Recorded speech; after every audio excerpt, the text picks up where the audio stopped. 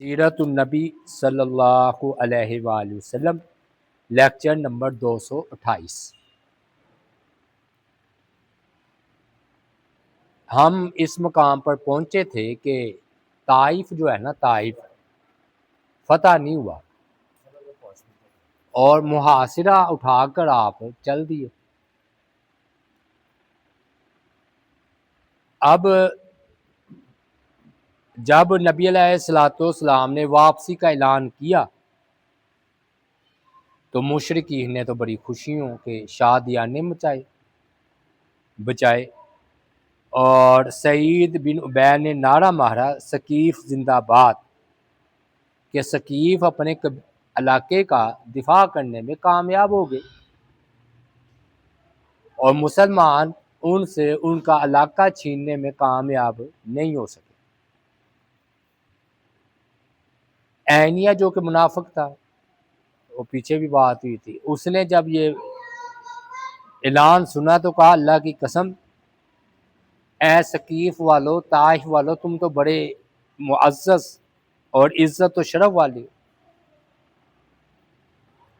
ایک مسلمان مجاہد نے اس کی یہ بکواس سن لی، اس نے کہا عینیہ اللہ تمہیں برباد کرے، تم کافروں کی تعریف کر رہے ہو کہ وہ فتح نہیں ہوئے، جبکہ تم تو نبی علیہ الصلوۃ والسلام کی مدد کے لیے آئے ہو۔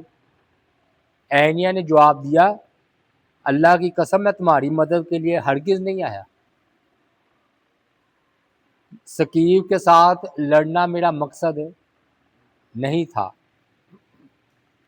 میں تو صرف اس لیے آیا تھا کہ محمد صلی اللہ علیہ وسلم طائف فتح کر لیں تو مجھے کوئی اس کی عورتوں کی خوبصورتی مشہور ہے نا، تو کوئی لونڈی ہاتھ آ جائے گی اور ان کی پھر مجھ بہادر نسل میری چلے۔ محاصرہ کتنے دن رہا ہے جی؟ بعض کہتے ہیں صحیح مسلم کی روایت کے مطابق 40 روز رہا محاصرہ، لیکن بعض نے 20 دن، کسی نے 19 دن، کسی نے 18 دن، لیکن چلے صحیح مسلم کی روایت آ گئی 40 دن۔ نبی صلی اللہ علیہ وآلہ وسلم محاصرے کے درمیان نماز قصر ہی کرتے رہے، یعنی کہ 2 رکعت ہی آپ پڑھاتے رہے۔ ہاں جی، نہیں اگر پتہ ہونا کہ آج جانا ہے کل جانا ہے تو پھر پر چاہے سال ٹھہرا رہے، پتہ ہی نہیں ہے کہ کب فتح ہوگی۔ جہاں پر نبی علیہ الصلوۃ والسلام نے خیمہ لگایا تھا نا، تو اس جگہ قبیلہ ثقیف جو کہ بعد میں مسلمان ہو گیا تھا، یہ قبیلہ، انہوں نے وہاں پر مسجد تعمیر کروائی۔ تو اب ہوا یہ کہ اس مسجد میں نا ایک ستون تھا جو انہوں نے تعمیر نہیں کروائی، واللہ عالم کہ یہ بات کیسی ہے۔ تو انہوں نے کہا کہ جب اس پر دھوپ پڑتی تو 10 بار اس میں سے آواز آتی، ستون میں سے۔ لوگوں کا خیال یہ ہے کہ وہ ستون جو ہے نا اللہ تعالیٰ کی تسبیح بیان کرتا تھا۔ اب سوال جی یہ پیدا ہوتا ہے کہ اس میں کوئی کیا حکمت تھی کہ یہ طائف فتح نہیں ہوا؟ اس کا جواب یہ دیتے ہیں کہ نبی علیہ الصلوۃ والسلام نے طائف کا جب سفر کیا تھا تو انہوں نے اتنا برا سلوک کیا، حضرت عائشہ صدیقہ رضی اللہ تعالیٰ نے عرض کیا کیا احد کے دن سے بھی زیادہ سخت کوئی دن آپ پر گزرا ہے؟ آپ نے فرمایا ہاں عائشہ، میں نے جب تمہاری قوم کی طرف سے سخت تکلیف کا سامنا کرنا پڑا تو پھر میں نا طائف گیا اور ان کو اپنا دین پیش کیا تو انہوں نے ماننے سے انکار کر دیا، لوگوں کو بھی میرے پیچھے لگا دیا، بچوں کو۔ میں غم زدہ ہو کر وہاں سے لوٹا، مجھے نہیں پتا تھا میں کدھر جا رہا ہوں، غم کی حالت میں میں چلتے جا رہا تھا، مجھے ہوش نہیں تھی کہ میں کدھر جا رہا ہوں۔ اچانک میں نے بادلوں سے آواز سنی، ایک آسمان کے ٹکڑے نے مجھ پر سایہ کیا۔ تو پھر میں نے دیکھا کہ اس بادل کے ٹکڑوں میں سیدنا جبریل علیہ السلام موجود ہے۔ انہوں نے مجھے آواز دی، اللہ تعالیٰ نے وہ جواب سن لیا ہے جو آپ کی قوم نے آپ کو دیا ہے، اور انہوں نے میرے ساتھ اللہ نے پہاڑ کا فرشتہ بھی بھیجا ہے۔ تو پہاڑ کے فرشتوں نے سلام کیا اور کہا کہ اللہ کے رسول، کافروں کے متعلق جو حکم دیں گے میں تعمیل کروں گا، آپ چاہیں تو مکہ کے دونوں طرف کے جو پہاڑ ہیں وہ اٹھا کے ان پر دے مارو۔ تو نبی علیہ الصلوۃ والسلام نے فرمایا نہیں، بلکہ میں امید رکھتا ہوں کہ اللہ تعالیٰ ان کی نسل میں ایسے لوگ پیدا کرے گا جو صرف اللہ وحدہ لا شریک کی عبادت کریں گے اور اس کے ساتھ کسی کو شریک نہیں ٹھہرائیں گے۔ واقعی بعد میں ایسے ہی ہوا ہے۔ یہ جو ثقیف والے ہیں نا، یہ اگلے سال رمضان المبارک میں مسلمان ہو گئے تھے۔ اب اگر فتح ہوتا تو پھر لونڈی غلام اور کوئی قتل بھی ہو جاتے، تو پھر اللہ تعالیٰ کی حکمتیں تھیں کہ فتح نہیں ہوا۔ اب کچھ لوگوں نے کی ایمان فروز باتیں ہیں۔ آپ نے جارانہ مقام پر نا آئے ہیں نا، جارانہ مقام، وہاں پر مال غنیمت جو ان کا تھا حوازن کا وہ تقسیم کیا ہے۔ میں نے بتایا بہت زیادہ مال غنیمت، وہ آگے اس کی تفصیل آ جائے گی۔ جو سردار تھا نا، ہاں جی واپسی ہوئی ہے نا، تو طائف سے واپسی کے بعد آپ نے تقسیم کیا نا۔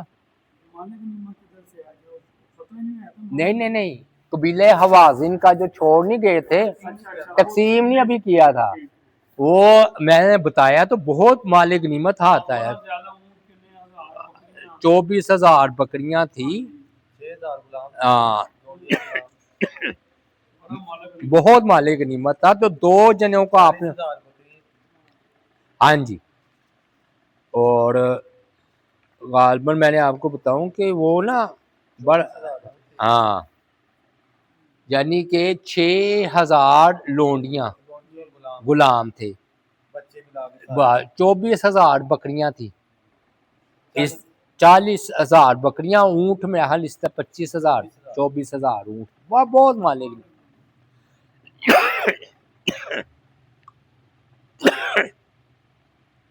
ہوا یہ کہ نبی علیہ الصلوۃ والسلام جب مقام جارانہ میں آپ نے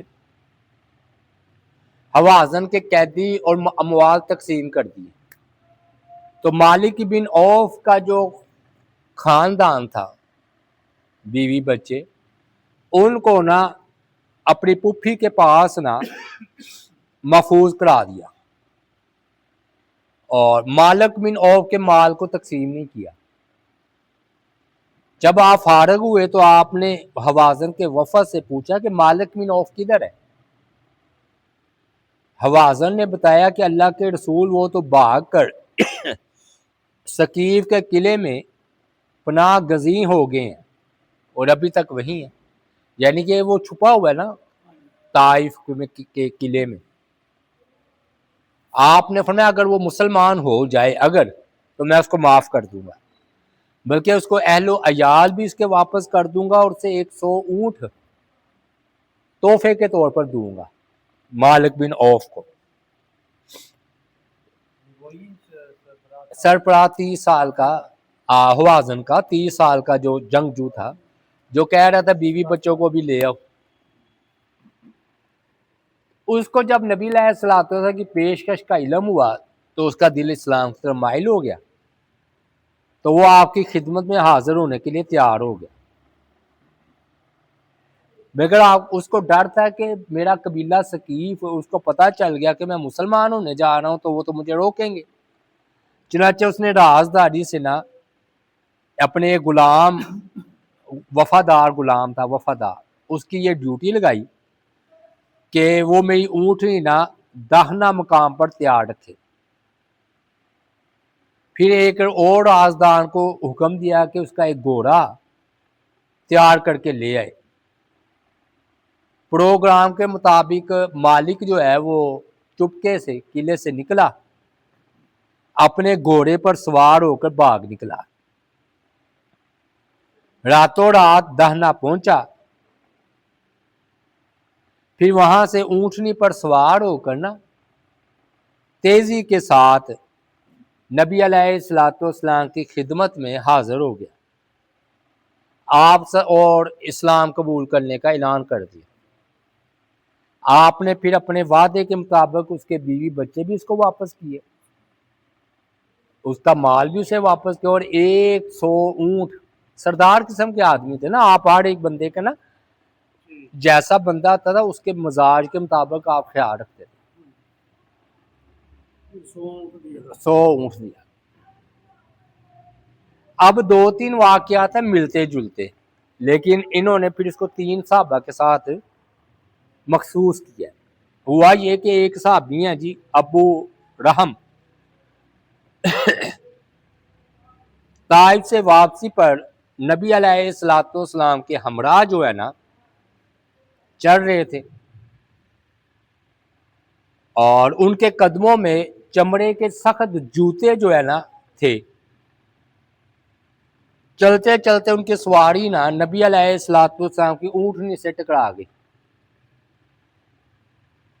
تو بے احتیاطی میں یا اچانک جو ان کا جوتا تھا نا اس کی نوک نبی علیہ الصلوۃ والسلام کی پنڈلی سے جا لگی بڑی زور سے، اور نبی علیہ الصلوۃ والسلام نے شدت تکلیف کی وجہ سے ان کے پاؤں پر اپنا نا کوڑا مارا۔ یہ صحابی ابو رحم، کیونکہ آپ کو بڑی تکلیف ہوئی تھی نا، پنڈلی پر نوک دار جو ہے نا وہ جوتا جا لگا، آپ نے بھی ایک کوڑا مار دیا ان کو۔ فرمایا اپنا پاؤں دور کرو۔ کہتے ہیں ابو رحم مجھے بڑی شرمساری ہوئی، یعنی کہ وہ ہوا تو اچانک تھا، تو انہوں نے کہا میں نے انجانے میں نبی علیہ الصلوۃ والسلام کو بڑی تکلیف دی ہے۔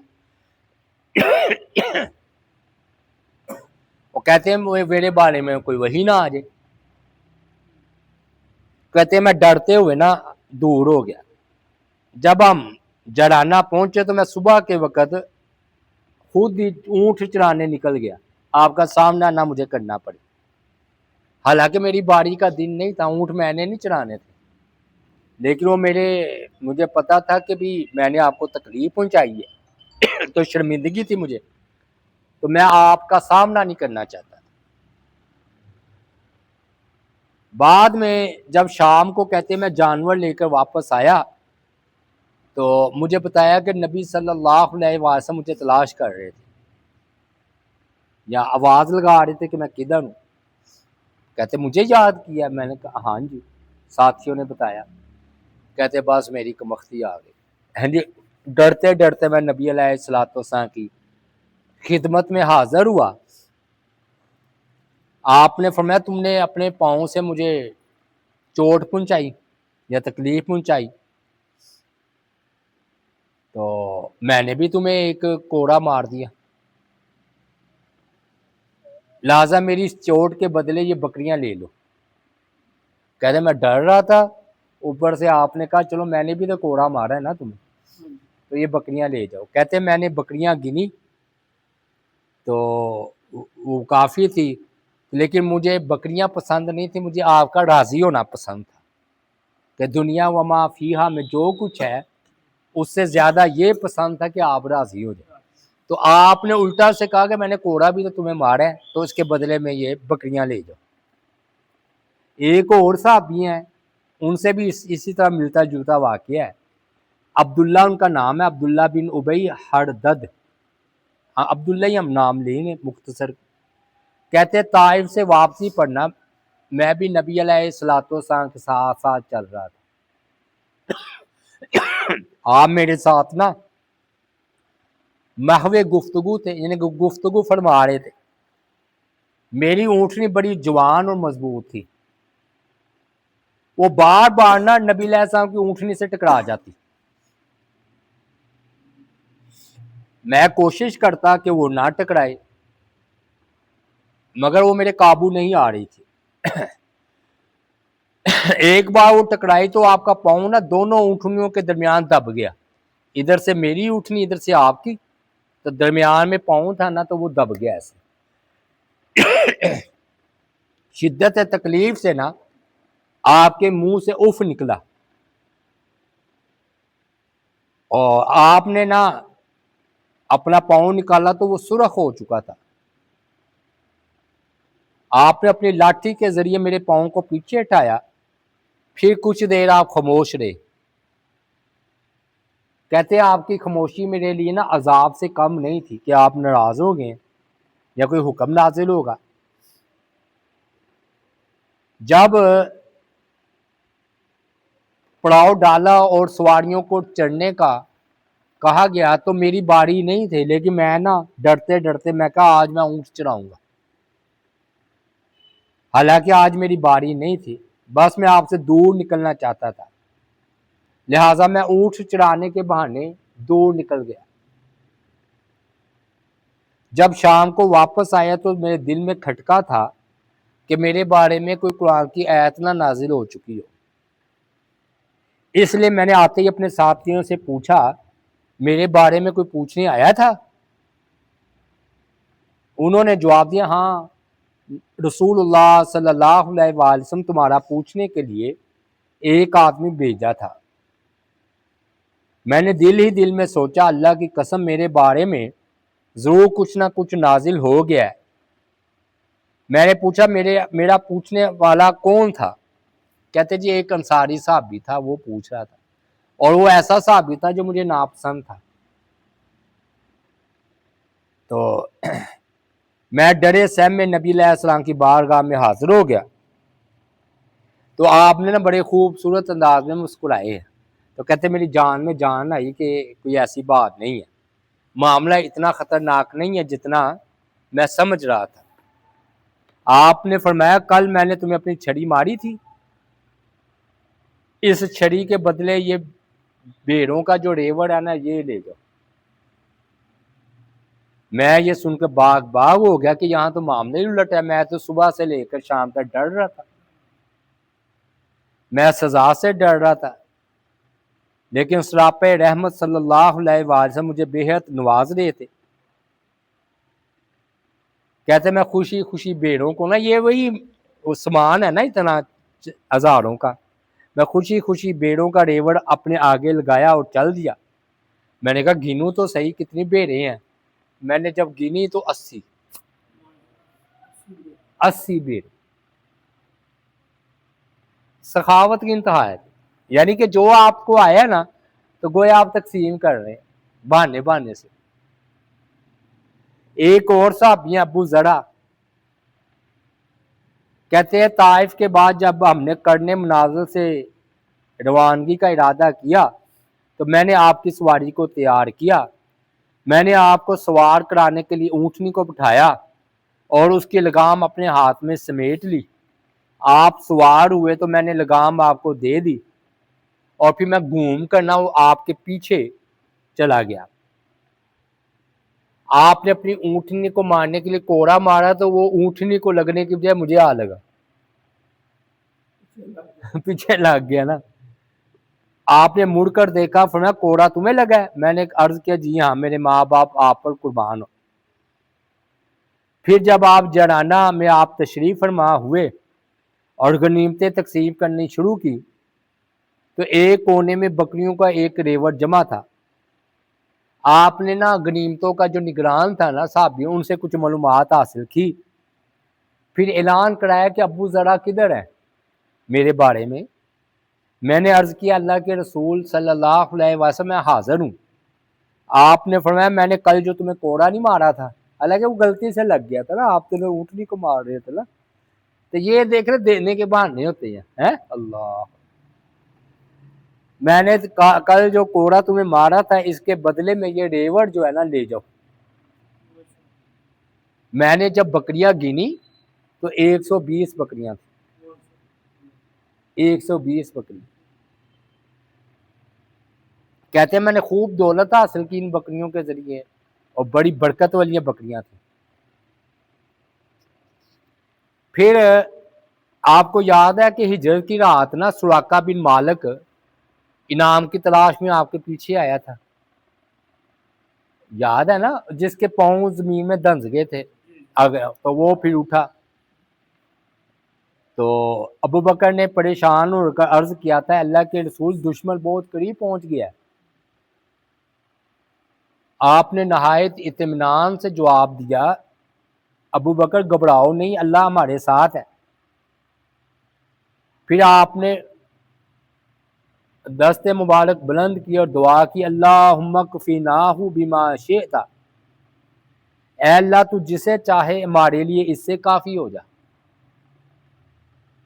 دعائے حبیب فوراً قبول ہوئی اور سراقہ گھوڑے سے نیچے آ گرا.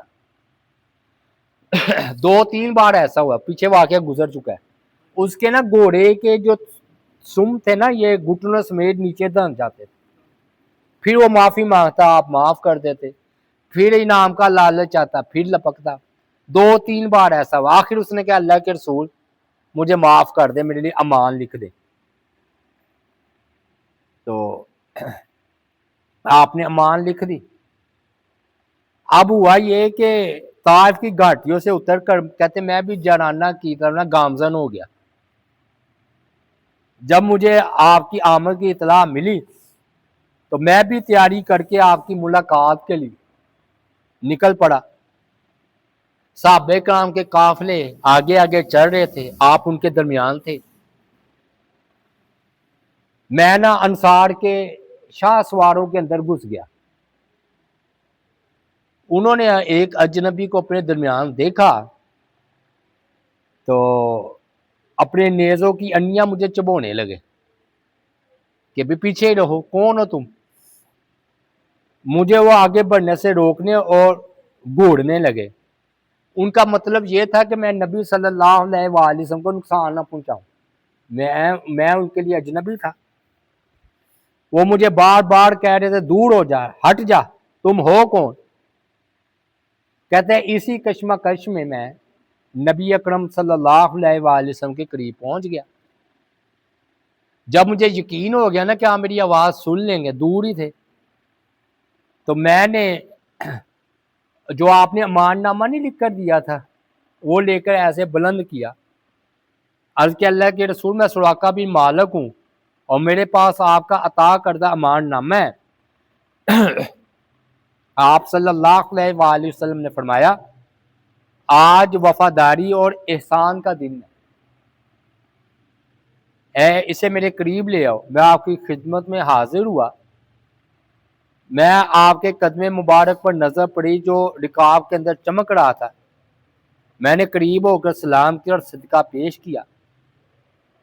پھر میں نے کہا اللہ کے رسول صلی اللہ علیہ وسلم میں اپنے اونٹوں کو نا پانی پلانے کے لیے حوض میں لے کر جاتا ہوں اپنا. کئی اونٹ بھی پانی پینے کے لیے میرے حوض پر آ جاتے ہیں, حوض تو میرا ہے. تو کیا اگر غیر اونٹ میرے حوض سے پانی پئیں گے تو مجھے اس کا اجر ملے گا؟ آپ نے صلی اللہ علیہ وآلہ وسلم نے فرمایا ہر جاندار جگر والا یا جاندار سانس لینے والا اس کو پانی پلانے پر اجر و ثواب ہے. ہمارے ہاں یہ پانی پلاتے ہیں نا, اس سے لیتے ہیں. فرمایا اونٹ ہو کوئی بھی ہو, وہ غیر ہے نا, تو تمہارے حوض پر آ کر وہ اونٹ پانی پیتا ہے تو اس کا ثواب تمہارے کھاتے میں لکھا جائے گا. ہاں سراقہ, ہاں سراقہ بن مالک. اور یہ اصل میں اس کا صحیح وہ یادگار واقعہ ہے وہ ہجرت میں. اور وہ پھر جب مدین فتح ہوا تھا, مدائن, تو کنگن ہاتھ آئے تھے تو پھر انہوں نے پہنے تھے, تو آپ نے پشین کو ہی کی تھی نا کہ اے سراقہ میں تمہارے ہاتھوں میں کنگن دیکھ رہا ہوں. ہاں مسلمان. پھر سفر طائف سے واپسی پہ نا اسلم قبیلے کا ایک شخص نبی علیہ السلام کی خدمت میں حاضر ہوا.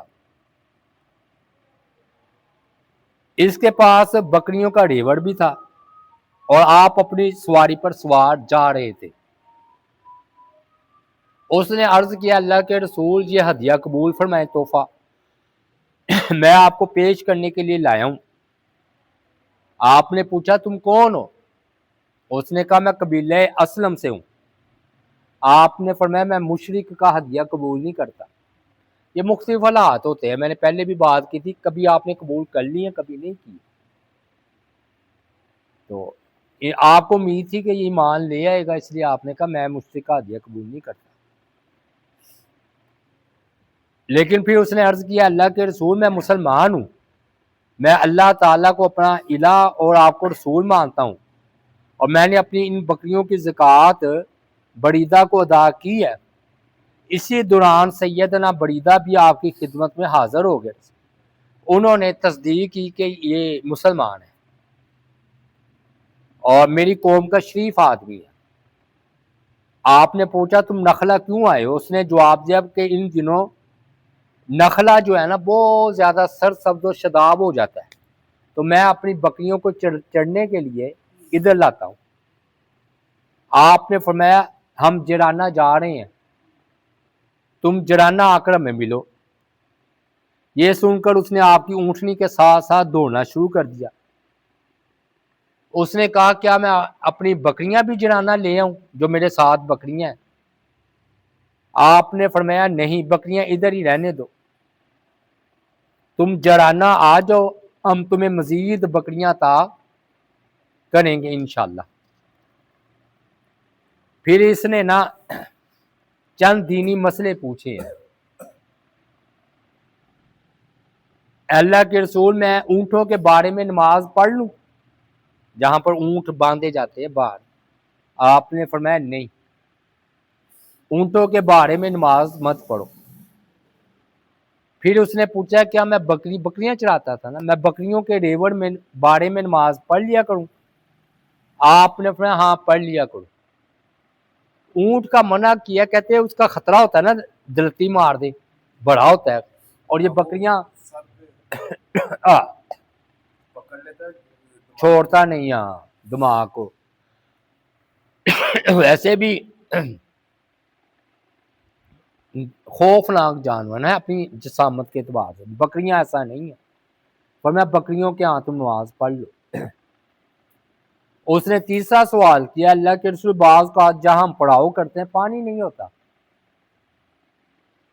تو میں اپنی بیوی سے تعلقات قائم کر لوں اور تیمم کر کے نماز پڑھ لوں؟ پانی تو موجود نہیں کہ میں غسل کر سکوں، تو تعلق قائم کیا ہے۔ آپ نے فرمایا ہاں تیمم کر کے نماز پڑھ لو، لیکن جب پانی ملے پھر غسل کرنا ہوگا، سمجھ آئی نا؟ یعنی کہ جب تک پانی نہ ملے تو تیمم کر کے نماز پڑھ سکتے۔ اس نے کہا جب عورت حائضہ ہوتی ہے پھر پاک ہوتی ہے تو پھر پانی نہیں ہوتا تو وہ بھی تیمم کر کے نماز پڑھ سکتی ہے؟ آپ صلی اللہ علیہ وآلہ وسلم نے فرمایا ہاں وہ بھی تیمم کر کے نماز پڑھتی رہے، لیکن میں نے بتا دیا جب پانی ملے گا تو بھی پانی پھر وہ نا آپ کو جرانہ مقام پر آ کر ملا تو آپ نے 100 بکریاں اس کو دی۔ دیکھ لیں آپ کس طرح، یعنی کہ مال غنیمت کتنا تھا اور آپ تقسیم کر رہے ہیں۔ بہرحال یہ مال غنیمت میں نا 25,000 اونٹ، 40,000 بکریاں، 12 من سونا چاندی، 6,000 غلام اور لونڈیاں تھی۔ اور یہ جو ہے نا بدیل اور بصر کی نگرانی میں جرانہ میں جمع آپ نے کہا تھا ان کو ہو، تو وہ لے آئے تھے نا، اور پہلی مرتبہ اتنا بڑا مال غنیمت مسلمانوں کو ملا تھا۔ یہ حوازن سے، وہ پیچھے آپ نے نا شریک رہے تو وہ ادھر سے ملا تھا۔ تو چلیے جی باقی پھر انشاءاللہ ہم کل بیان کریں گے، ادھر ہی سے چلیں گے۔ تو اللہ تعالیٰ سے دعا ہے اللہ تعالیٰ عمل کی توفیق عطا فرمائے۔